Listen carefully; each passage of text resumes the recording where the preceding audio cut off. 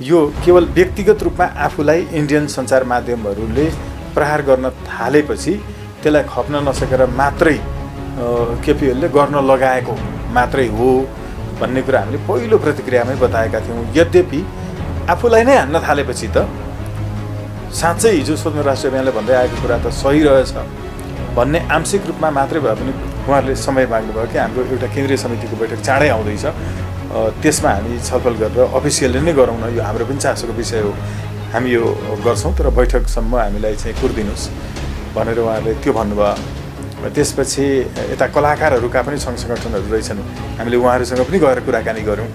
उहाँहरूले चाहिँ चलचित्र सङ्घको निर्णय चाहिँ हामी कुर्छौँ नि भनेर भन्नुभयो। उहाँहरूले त गर्नु के नै छ र, तर हामी अझै पनि विश्वास गर्छौँ कि अब चाहिँ एक हिसाबले चेत खुलेको छ र चलचित्र सङ्घले पनि यसलाई आत्मसात गर्छ, नेपालका कलाकारहरूले पनि आत्मसात गर्नुहुन्छ। हामीले गर्न खोजेको यसबाट पाउने के छ र, हामीले भन्न खोजे जस्तो अनुसार भयो भने नेपालको प्रति वर्ष 16 अर्ब रुपैयाँ चाहिँ नेपालमै बचत हुन्छ। कुनै पनि बेला नेपालमा नेपाली संस्कृतिका विरुद्ध इन्डियन फिल्महरूको प्रवर्धन गर्ने ठेक्का लिएका विदेशी एजेन्टहरू, हलवालाहरू, कलाकारहरू, पत्रकारहरू, एफएम सञ्चालक र टेलिभिजन च्यानल सञ्चालकहरू, नेपालका केबल एसोसिएसनवालाहरू समेत हामीले केबल एसोसिएसनलाई पनि बुझाएका थियौँ है, त्यो 16 अर्बको बिजनेस हामी कहाँ बचाउँ र हाम्रो कलाकारहरूलाई त्यो बाँडौँ।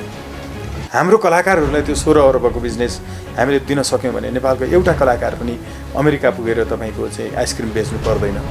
कसले गर्यो कसले गरेन भन्ने, कसले केपीओलीलाई गाली गर्छ त्यो मात्रै विरोध गर्ने, त्यो मात्रै चाहिँ तपाईँको रोक्ने भन्ने जस्तो आयो नि होइन। कसले चाहिँ यहाँको हाम्रो नेपालको नेता त्यो खराबै किन नहोस् त्यो हाम्रो नेता हो। अहिले पनि नेपाली सहभागी नभएको कुनै पनि युद्ध इन्डियनहरूले हार्छन्, हरेक ठाउँमा हारेको छ। नेपाली नहुने हो भने पाकिस्तानले 2 मिनटमा इन्डिया भन्नेलाई यो ग्लोबबाट अन्त्य गरिदिन्छ। तपाईँको कारगिल युद्धको बेलामा सबै इन्डियन फिल्महरूलाई पाकिस्तानले त बन्दै गराएको हो त, हुँदो रहेछ त। चाइनिजहरूको पनि यो छ तपाईँको होइन, तपाईँको यो अवतार भन्ने फिल्म छन्, अवतार भन्ने फिल्मलाई चाइनाले प्रतिबन्धै लगायत दर्जनौँ छन् यस्ता। हामीले कुनै एउटा कलाकारले नेपाललाई गाली गर्यो भनेको भरमा वर्षा कोइराला अगाडि तपाईँको ड्याङ झ्यालमा बसिरहेको बेलामा गोली लागेर मरेको दिन म त्यहीँ थिएँ हेर्नुहोस्, अस्कल क्याम्पसको छेउमा। के इन्डियाको कुनै पनि ठाउँमा नेपाली च्यानल देखाउँछन्?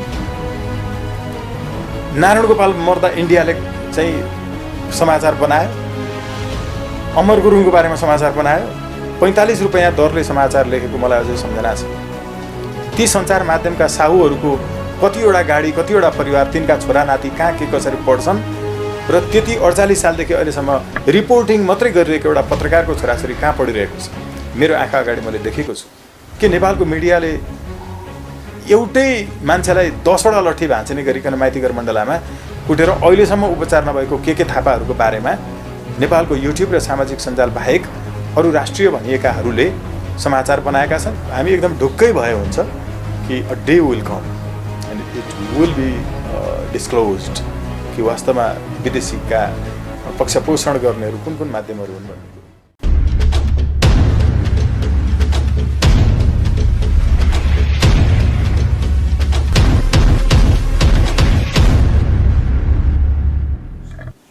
स्वागत सर, यहाँलाई स्वागत छ। एकदम धेरै धेरै धन्यवाद। आरामै हुनुहुन्छ? ठिक छु। अहिले पछिल्लो समय कसरी अगाडि बढिरहेको छ स्वतन्त्र राष्ट्रिय अभियान? अहिले हामीले केही समीक्षाहरू गर्ने क्रममा र हाम्रो चाहिँ यसको दार्शनिक पक्षका पुस्तकहरूको तयारी गरिरहेछौँ। हाम्रो सचिवालयले यसलाई फाइनलाइज गर्ने क्रममा छ। एउटा 3टा पुस्तकहरू आउँदैछन् त्यसको तयारीमा, र अब नजिकै त यो साउने सङ्क्रान्ति हाम्रो लोप हुन लागेको संस्कृति लुतो फाल्ने संस्कृतिलाई पनि नयाँ पुस्तकका लागि पनि यस्तो पनि छ है भन्ने जानकारी पनि भइरहोस् भनेर त्यो बचोस् पनि, र नेपालको वास्तविक लुतोहरू फाल्ने दिनको रूपमा हामी मनाउँदैछौँ यो। त्यसपछि अनुहार होइन विचार बदलौँ भन्ने कार्यक्रम छ, त्यसको मोडालिटी चाहिँ हामी पछि बताउँछौँ। यो कार्यक्रमहरूको तयारीमा छौँ अहिले। यस्तो छ। यसबिचमा नि जसरी भारतीय सञ्चार माध्यमहरूलाई चाहिँ नेपालमा जसरी प्रतिबन्ध लगाइएको, यो केही दिन पनि बित्न नपाउँदै फेरि यो प्रसारण सुरु भइसकेको छ। जसरी तपाईँहरूले माग उठाउँदै आइरहनु भएको थियो भारतीय सञ्चार माध्यम मात्रै होइन कि भारतीय सम्पूर्ण च्यानलहरूलाई चाहिँ नेपालमा बन्द गर्नुपर्छ भनेर माग उठाउँदै आउनु भएको थियो। पछिल्लो समय जसरी प्रतिबन्ध त लगायो तर यो केही दिन पनि टिक्न सकेन नि, कसरी हेर्नु भएको छ यहाँको बुझाइ के छ? पहिलो कुरा चाहिँ हामीले त्यति बेला पनि भनेका थियौँ कि यो नेपालको संस्कृतिमाथि भएको आक्रमणलाई चाहिँ नै बुझेर नेपालको संस्कृति बचाउनका लागि भनेर होइन, सांस्कृतिक अतिक्रमणका विरुद्ध र सांस्कृतिक विस्तारवादका विरुद्ध पनि होइन। यो केवल व्यक्तिगत रूपमा आफूलाई इन्डियन सञ्चार माध्यमहरूले प्रहार गर्न थालेपछि त्यसलाई खप्न नसकेर मात्रै केपीओलले गर्न लगाएको मात्रै हो भन्ने कुरा हामीले पहिलो प्रतिक्रियामै बताएका थियौँ। यद्यपि आफूलाई नै हान्न थालेपछि त साँच्चै हिजो स्वतन्त्र राष्ट्रिय अभियानले भन्दै आएको कुरा त सही रहेछ भन्ने आंशिक रूपमा मात्रै भए पनि बुझे। यसका लागि पनि आंशिक रूपमा मात्रै भए पनि चुच्चोसहितको नक्सा सार्वजनिक गरे बराबरको अनुपातमा हामीले जति धन्यवाद र खुसी व्यक्त गरेका थियौँ, त्यसै गरी यो सञ्चार माध्यमहरूलाई केही समयका लागि यो कारणले मात्रै भए पनि रोकेकोमा हामीले खुसी नै व्यक्त गरेका हौँ। तर हामी स्पष्टै थियौँ कि आफूलाई प्रहार गरिएको कारणले मात्रै यो हो, फेरि पनि यिनीहरूले अर्को एउटा कुनै चाहिँ तपाईँको लेनदेनको मुद्दा बनाएर अलिकति केही घुर्क्याउने गरिकन यसलाई गर्नेछन्। यसमा हामीले सचेततापूर्वक हाम्रो आवाजहरू उठाइरहनुपर्छ भनेकै थियौँ। अहिले स्थिति वास्तवमा त्यो नै हो, अझ त्यो पुष्टि पनि भयो फेरि।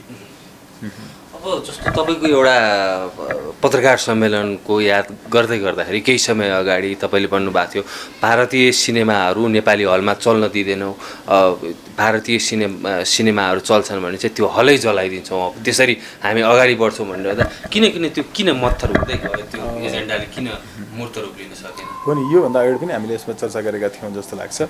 हामीले त्यो पत्रकार सम्मेलनको लगत्तै हामीले 1 हप्ताको समय दिएका थियौँ। त्यो एक हप्ताको समय हामीले त्यही पत्रकार सम्मेलन पनि भनेका थियौँ, जहाँ यहाँ पनि हुनुहुन्थ्यो, प्रश्नहरू गर्नुभएको थियो। त्यसपछि 1 हप्ताको समय पश्चात हामी हलमै पुग्यौँ। सायद यहाँ पनि हुनुहुन्थ्यो होला, कतिपय साथीहरू हामी सँगसँगै पनि आइपुग्नु भएर हलमा गएर हामीले गरेका कुराकानीहरूको पनि त्यो छायाङ्कन गरेर त्यो पनि प्रसारण भयो।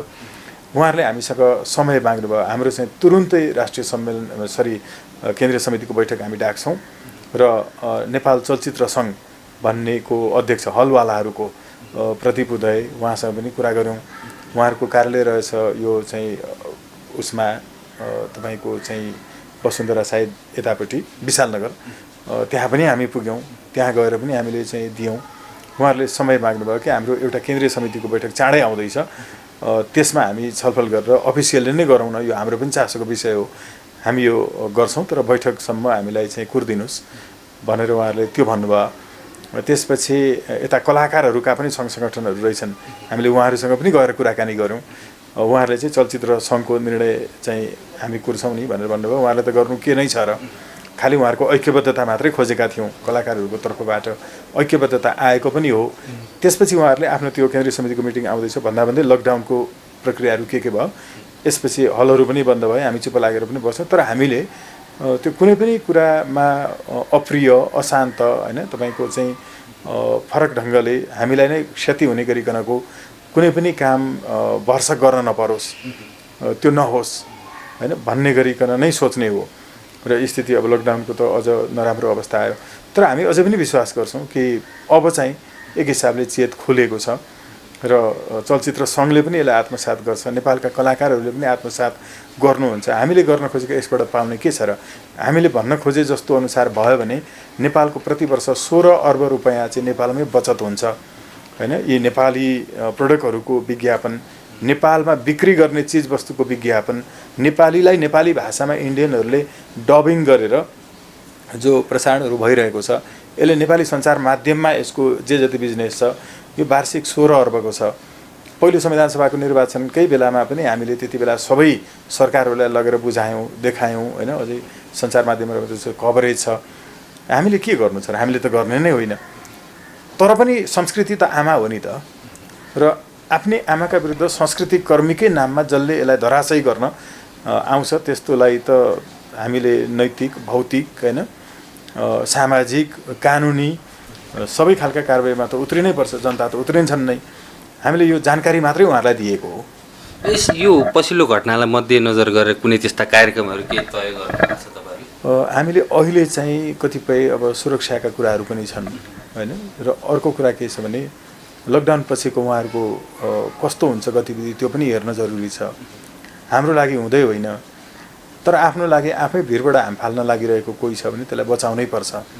त्यो बचाउनका लागि पछाडिबाट हुकले तान्न सकिन्छ होला, अगाडिबाट तपाईँको धकेल्न सकिन्छ होला, जहाँ हाम फालेर मर्न लागेको छ त्योभन्दा साइडमा लडाइँ दिएर बचाउन सकिन्छ होला, अलिकति तपाईँको क्षति भए पनि होइन।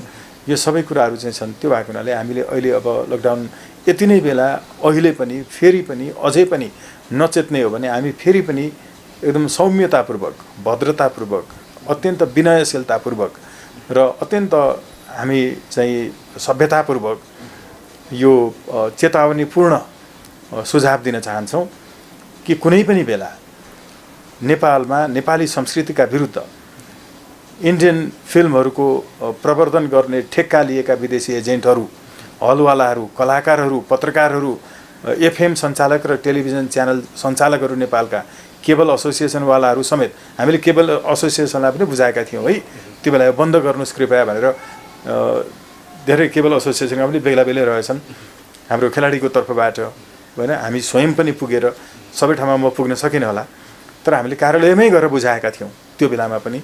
र हामी यो ढङ्गले शिष्टतापूर्वक उहाँहरूलाई जानकारी दिन चाहन्छौँ कि कुनै पनि बेला तपाईँहरूले यसलाई अझै निरन्तरता दिनुभयो भने तपाईँहरूको ठुलो क्षति हुन्छ। त्यो क्षति चाहिँ विभिन्न प्रकारबाट हुन्छ।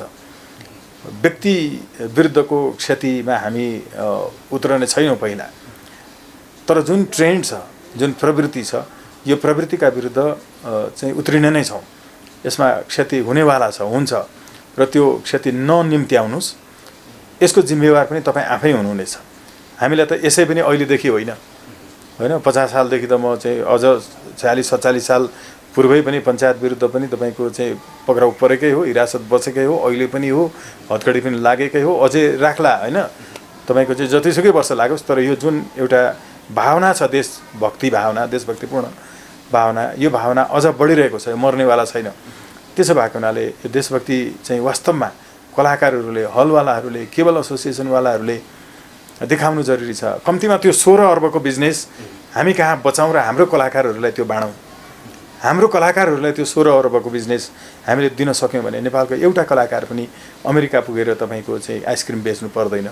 हामीले भनेको त यो हो नि, तर यो हुँदैन। र विदेशी फिल्महरूको एजेन्ट बनेर नेपाली कलाकारलाई रुवाउने कसैले पनि आफ्नो कलाकार, आफ्नो संस्कृति भनेको आमा हो, नेपाल आमालाई, नेपाल संस्कृतिलाई रुवाउन खोज्ने कसैको भलो हुँदैन। यो कुभलो जति हुन्छ, कुभलो जसले गराउँछ त्यसको पक्षमा बरु नेपाली जनताले चाहिँ आफ्नो ऐक्यबद्धता जनाउनेछ। अहिले पछिल्लो समय जसरी भारतीय सञ्चार माध्यम, केही सञ्चार माध्यमहरूलाई जसरी प्रतिबन्ध लगायो केबल एसोसिएसनले, यो चाहिँ पछिल्लो समय जसरी भारतीय सञ्चार माध्यमहरूले जुन किसिमको अफवाह फैलाइरहँदा नेपालीहरू एक डिक्का भएर भारतीय सञ्चार माध्यम मात्रै नभए भारतीय च्यानलकै विरोध गरिरहँदाखेरि अब यो भारतीय च्यानलै बन्द गराउँछन्, यी जनताहरू सडकमा उत्रिन्छन्, आगो बाल्छन्, आन्दोलन गर्छन्, विरोध गर्छन् भनेर चाहिँ यो भारतीय केही सञ्चार माध्यमलाई मात्रै बन्द गराएको अवस्था हो नि। यो अहिले चाहिँ यिनीहरूले के गर्यो भने पहिलो कुरा त यी सबै इन्डियन एजेन्ट नै हुन् होइन। अलिकति यसो केही देखाउन खोजेको मात्रै हो होइन। कसले गर्यो कसले गरेन भन्ने, कसले केपी ओलीलाई गाली गर्छ त्यो मात्रै विरोध गर्ने, त्यो मात्रै चाहिँ तपाईँको रोक्ने भन्ने जस्तो आयो नि होइन। कसले चाहिँ यहाँको हाम्रो नेपालको नेता त्यो खराबै किन नहोस् त्यो हाम्रो नेता हो, नेपालको प्रधानमन्त्री त्यो खराबै किन नहोस् त्यो हाम्रो प्रधानमन्त्री हो। विदेशी तपाईँको जति पनि संलग्नता हस्तक्षेप छ यसलाई रोक्दै हामीले हामीभित्रकालाई खराब प्रवृत्तिलाई ठोक्दै गर्नुपर्ने हो नि त होइन। त्यो भएको हुनाले भित्र हामी लड्ने त हामी लडी नै हाल्छौँ, हामी कमजोर छैनौँ। त्यो भएको हुनाले कुनै विदेशीको हामीलाई साथ, समर्थन, सहयोग, शुभकामना हामीभित्रको विकृतिका विरुद्ध लड्नका लागि चाहिँदैन। हामी काफी छौँ। अब अझ इन्डियाको त चाहिँदैन, किनकि इन्डियाबाट नेपालीहरूले अङ्ग्रेजलाई धपाइदिएको हो नि त होइन। इन्डियन स्वतन्त्रता भनेको त नेपालीहरूको शक्तिमा मात्रै टिकेको हो नि त। अहिले पनि नेपाली सहभागी नभएको कुनै पनि युद्ध इन्डियनहरूले हार्छन्, हरेक ठाउँमा हारेको छ। नेपाली नहुने हो भने पाकिस्तानले 2 मिनटमा इन्डिया भन्नेलाई यो ग्लोबबाट अन्त्य गरिदिन्छ। त्यो नेपालीहरूको कारणले गोर्खा रेजिमेन्टको कारणले टिकिरहेको छ। त्यो भएको हुनाले हामीलाई कसैले साथ समर्थन सहयोग शुभकामना हामीभित्रको विकृतिलाई हटाउनका लागि दिनै पर्दैन।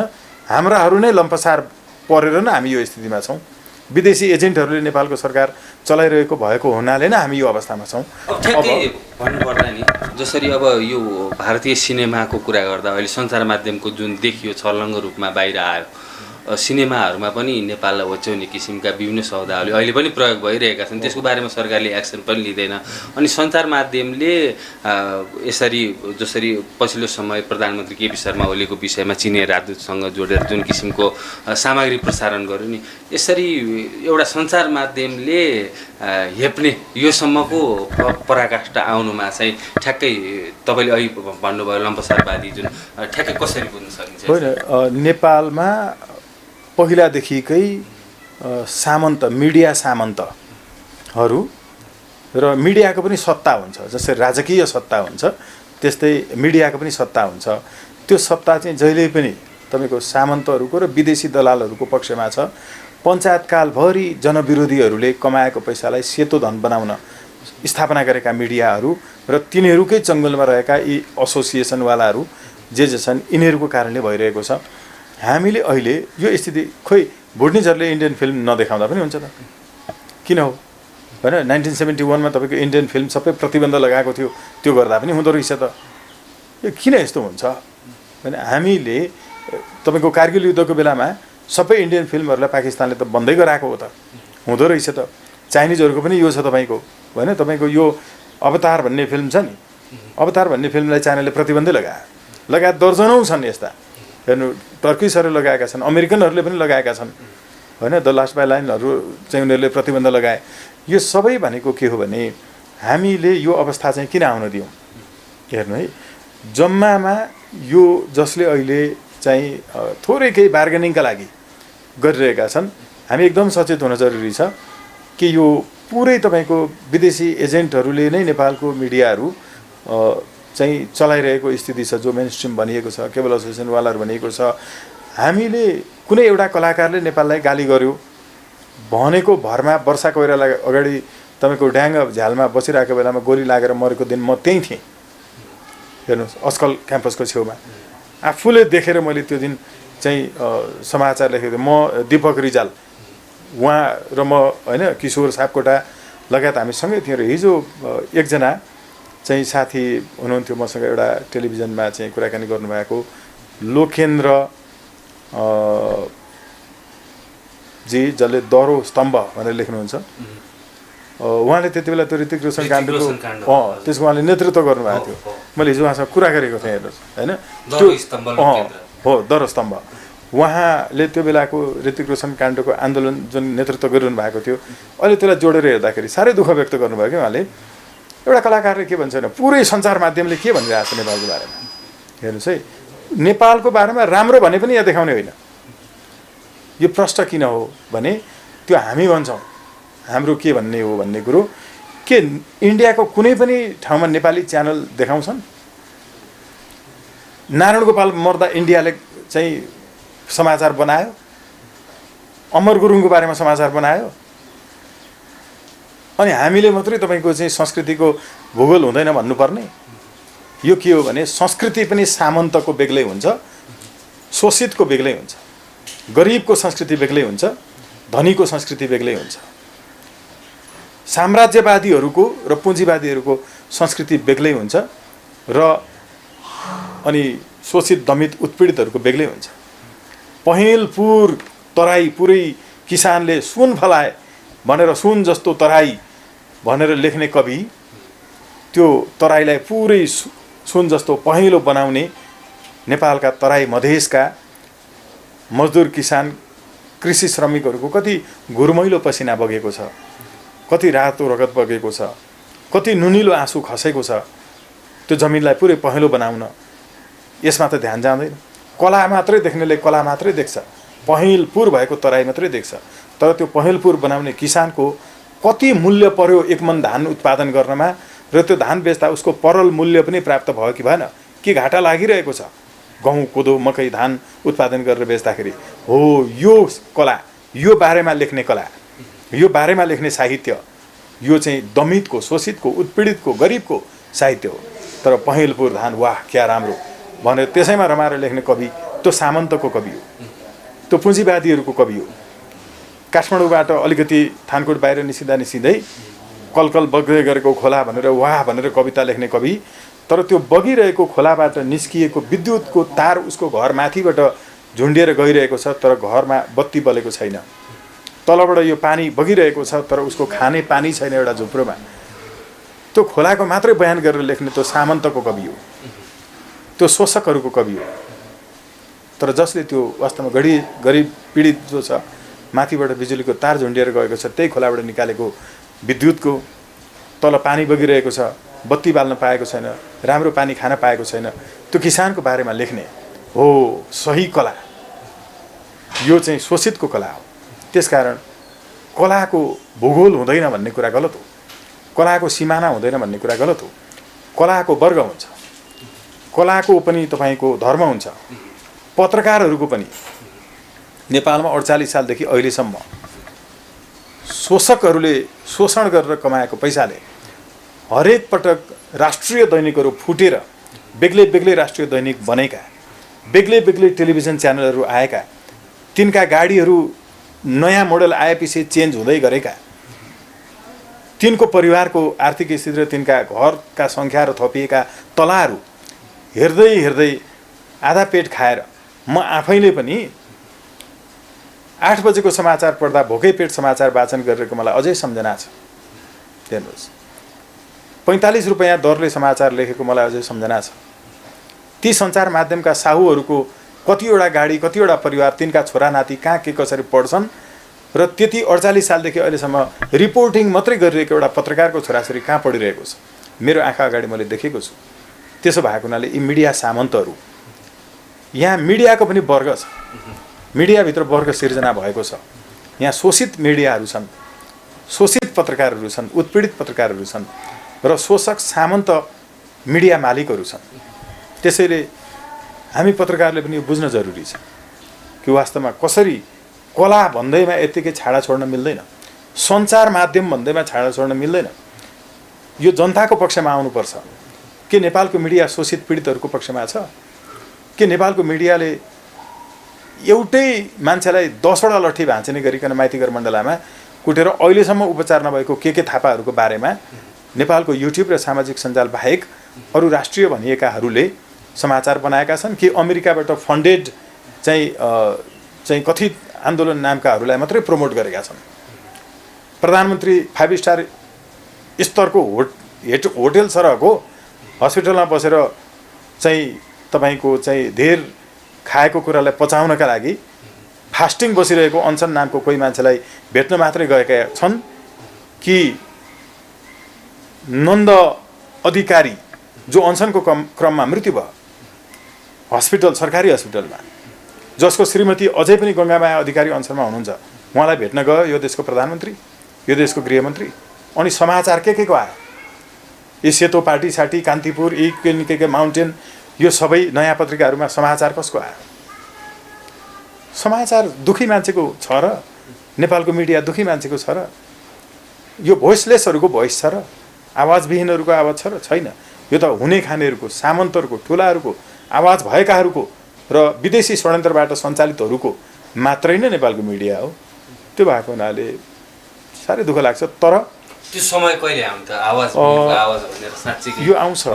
कसरी आउँछ भने तपाईहरू जस्तो सञ्चारकर्मीहरू हुनुहुन्छ, तपाईहरू जस्तो वास्तवमा जो आवाजविहीनहरूको आवाज बनिरहनु भएको छ, यसले जबरजस्त ल्याउने छ। यो कसरी ल्याउने छ भने म सम्झिन्छु डोनाल्ड ट्रम्प यद्यपि हाम्रो दुश्मन हो, त्यो एउटा शैतान हो, तर उसले पनि जसरी आफ्नो खालको सङ्घर्ष गर्यो, गलतै भए पनि जसरी केपी ओलीले आफ्नो सङ्घर्ष आफ्नो ढङ्गले गरे, त्यति बेलाको सञ्चार माध्यम यस्तो पनि थिएन।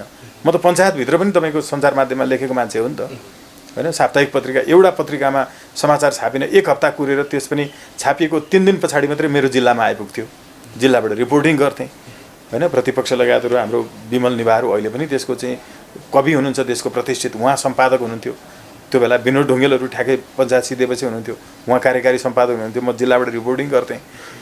त्यो बेलादेखिको अहिलेसम्म हेर्दाखेरि के छ भने डोनाल्ड ट्रम्पलाई जोडेको थिएँ उनको वाल स्ट्रिट जर्नलमा सिएनएनमा होइन बिबिसीमा वासिङटन पोस्टमा इन्टरभ्यूहरू इत्यादि यो सारा उनका गतिविधिहरू एकदमै कम आउँथे त्यो तपाईँको चाहिँ युगोस्लाभियाको होइन तपाईँको जेलेन्स्कीको यो युक्रेनको एउटा युवा महिला वकिल 43 वर्षको सानो लाउडस्पिकर बोकेर सडकमा भन्दै हिँड्थिन् अब मुलुकमा यो चाहिन्छ भनेर कसैले कभरेज दिएको थिएन तर खालि युट्युबहरू सामाजिक सञ्जालहरूमा मात्रै थियो यो डोनाल्ड ट्रम्पलाई सोधेको थियो एकचोटि सिएनएले you are not covered well होइन कसरी तिम्रो चाहिँ भिक्ट्री निश्चित छ उनले भनेका थिए यसैले मेरो निश्चित छ कि वास्तविक आवाज आउँछ युट्युब र सामाजिक सञ्जालमा त्यसैले म जित्छु त्यसैले उनले जिते पनि र यो दिन त्यसैले आउनेछ नेपालमा किनकि यसरी इग्नोर गर्दै गर्दै गर्दै गर्दै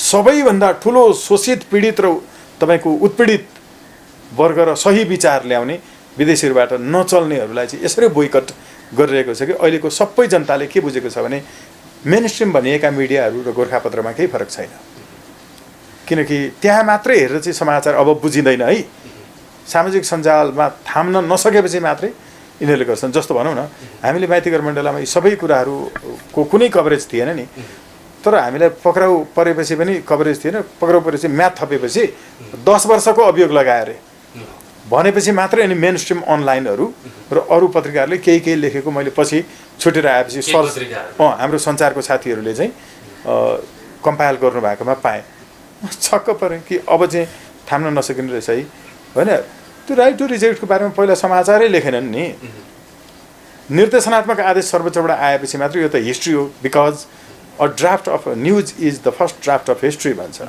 समाचारको एउटा तपाईँको मस्यौदा इतिहासको पहिलो मस्यौदा हो इतिहासमा यो दर्ज गराउनुपर्छ किनकि यो यसले इतिहास रचिसक्यो अब राइट टु रिजेक्टको सर्वोच्चले देऊ भनेर भनिसक्यो कुनै न कुनै दिन आउँछ नै आउँछ त्यसैले यसलाई छुटाउनुहुन्न भनेर बाध्य भएर समाचार लेखे होइन त्यसमा अब इन्टेन्सनल्ली चाहिँ यस्तो आज सर्वोच्च अदालतले गर्यो भनेर भन्यो अरू सबै चाहिँ तपाईँको नाम हुन्थे तर हाम्रो अभियानको चाहिँ कसैको पनि नाम हुन्न थियो होइन त्यो पनि ठिक छ समस्या भएन कम्तीमा उहाँहरूले बाध्य भएर कभरेज त दिनुभयो अब अहिले हेर्दाखेरि कस्तो देखिन्छ भने त्यति बेला भन्दै आएका कुराहरू जुन थिए बाध्यतापूर्वक सञ्चार माध्यमले कभर गर्नै पर्ने स्थिति छ अब नगर्दाखेरि उहाँहरूलाई चाहिँ जनताबाटै तपाईँको चाहिँ दुधकारिनुपर्ने स्थिति पनि छ त्यो के मेरो लागि हो र तपाईँको लागि हो र अहिले तपाईँले गरिरहनु भएको तपाईँको लागि त होइन नि त होइन एउटा चिन्ता हो नि यो पनि होइन प्रतिबन्ध भनेर भन्ने थियो फेरि यो भयो यहाँभित्र अर्को कन्सपिरेसी छ कि तपाईँले खोतल्न खोज्नु भएको त यो न हो त्यो भएको हुनाले हामी एकदम ढुक्कै भयो हुन्छ कि a day will come and it will be disclosed कि वास्तवमा विदेशीका पक्षपोषण गर्नेहरू कुन कुन माध्यमहरू हुन् भन्ने कुरो यहाँलाई यो महत्त्वपूर्ण यो समय र संवादको लागि धेरै धेरै धन्यवाद आभार व्यक्त गर्छु धन्यवाद ज्ञापन गर्छु सन्दीपजी